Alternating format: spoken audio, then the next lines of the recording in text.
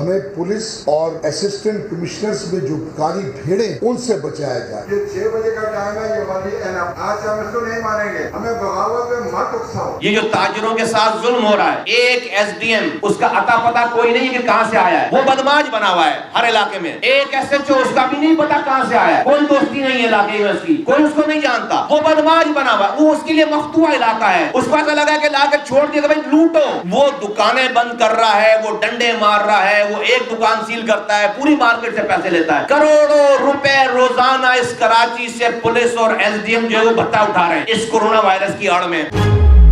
آج میں تاجروں کے اس مطالبے کی حمایت کرتا ہوں کہ وہ 8 بجے تک دکان کھولیں گے. پی ایس پی ان کے ساتھ ہے. ابے کورونا کوئی ٹائم بتا کر آ رہا ہے کورونا کہ 6 بجے تک میں نہیں آؤں گا, اس کے بعد آ جاؤں گا. ہے عجیب طوفان بدتمیزی ہے. 2 سال ہو گئے, وفاق اور تم مل کر, صوبہ سندھ والے مل کر کوئی ایس او پی نہیں بنا سکے, کوئی اس کی تیاری نہیں کر سکے. یہ تو اللہ تعالیٰ نے کورونا بھیجا ہی نہیں ہمیں یہاں پہ. اگر وہ انڈیا کی طرح, امریکہ کی طرح, یو کے کی طرح بھیج دے تو تمہارے سارے اقدامات کا پتہ چل جائے. تم ابھی خواب و خیمے ڈرامے بازی کر ہمارے بہتر اقدام کی وجہ سے کورونا پھیلنے سے بلکہ بے وقوف کے بچوں, تمہارے بہتر اقدامات کی وجہ سے تمہارے پاس کتے کے کاٹنے کے ویکسین نہیں ہے, تم اقدامات کرو گے, بکواس کرتے ہیں. تمہارے کون سے اقدامات؟ اللہ نے کورونا نہیں بھیجا, شکر ادا کرو. تمہاری بات کہیں رب کو بری نہ لگ جائے, لاش دفنانے والے نہیں ہوں گے پھر یہاں پہ, اتنے لوگ مریں گے. تم نے کیا کیا ہے حکومت کے طور پر؟